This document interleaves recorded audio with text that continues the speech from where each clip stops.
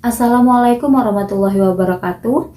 Perkenalkan, nama saya Fauzia Khairunisa, NIM E 2019-2067. Di sini saya akan menjelaskan tentang langkah-langkah menciptakan peluang. Langkah yang pertama yaitu melihat masalah yang ada. Jadi pada langkah ini kita mencari ide untuk menciptakan peluang usaha. Hal ini dapat dimulai dari lingkungan sekitar kita. Misal di lingkungan sekitar kita sekarang banyak tuh ya makanan-makanan cepat saji.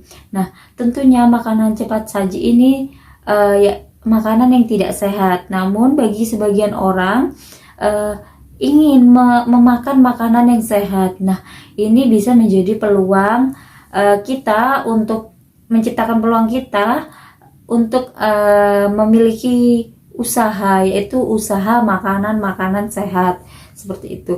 Lalu yang kedua ada memanfaatkan peluang secara jeli. Jadi pada langkah ini kita harus benar-benar jeli terhadap jenis usaha yang akan kita ciptakan. Tentunya pada peluang ini kita tidak boleh sembarangan.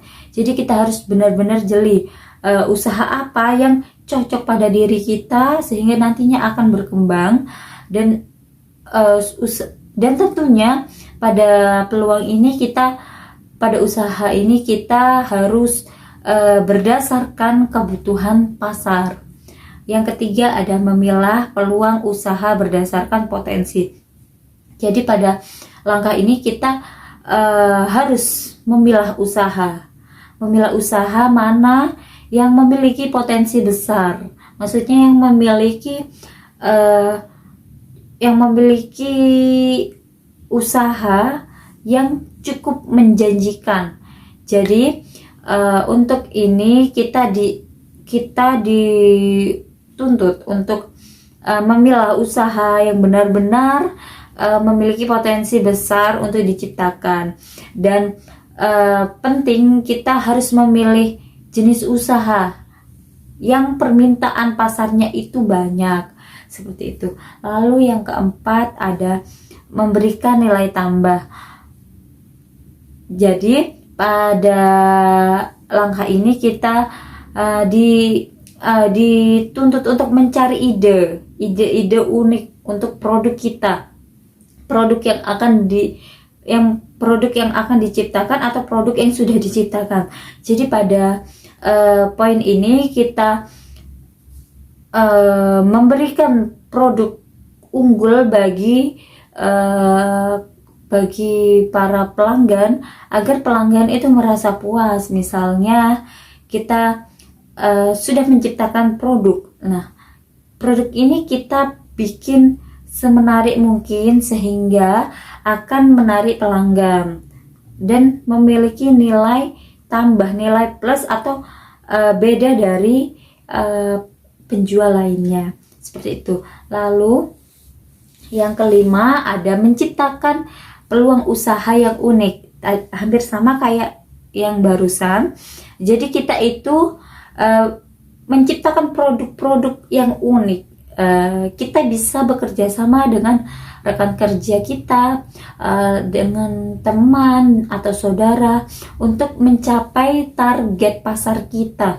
Jadi dalam menciptakan peluang usaha yang unik ini kita memberikan sebuah produk yang unik seperti misal unik dan berbeda ya. Misal kita memiliki sebuah produk dimsum. Di luar sana dimsum hanya ada topping wortel saja misal.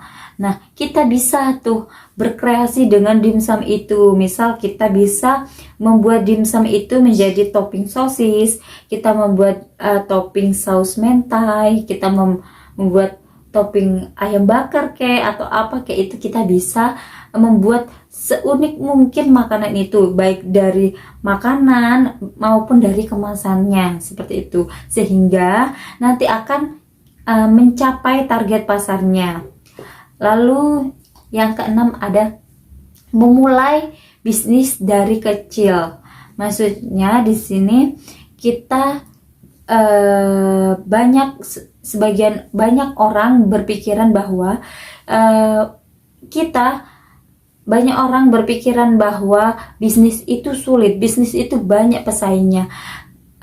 Namun kita bisa mengatasinya dengan kita usaha kecil-kecilan dulu. Dari usaha kecilan itu kita tekuni, setelah kita tekuni kita kembangkan. Nah, dengan dikembangkan itu kita akan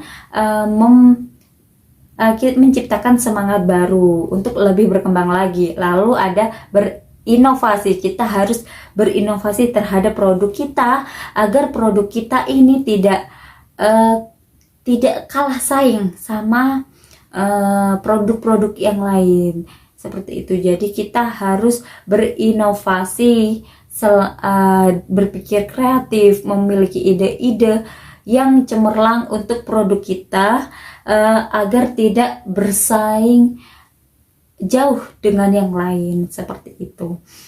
Lalu untuk yang selanjutnya ada beberapa keadaan yang dapat menciptakan peluang menurut Zimmerer. Menurut Zimmerer ini yang pertama, produk baru harus segera dipasarkan dalam jangka waktu yang relatif singkat. Jadi pada produk yang baru launching, menurut Zimmerer ini harus segera dikeluarkan untuk dipasarkan, tidak menunda-nunda, seperti itu. Lalu yang kedua ada kerugian teknik harus rendah.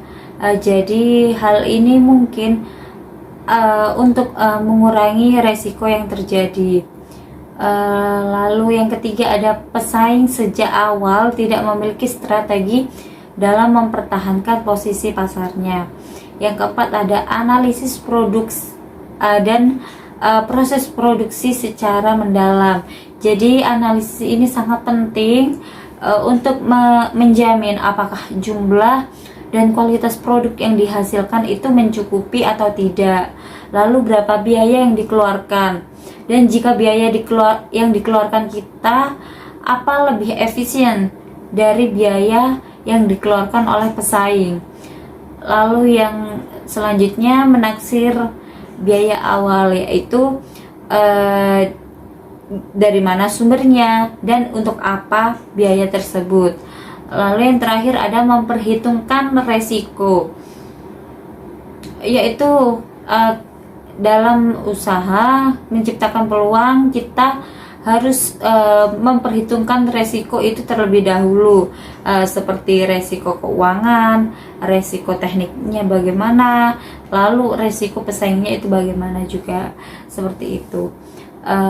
Mungkin itu saja yang bisa saya sampaikan, kurang lebihnya mohon maaf. Wassalamualaikum warahmatullahi wabarakatuh.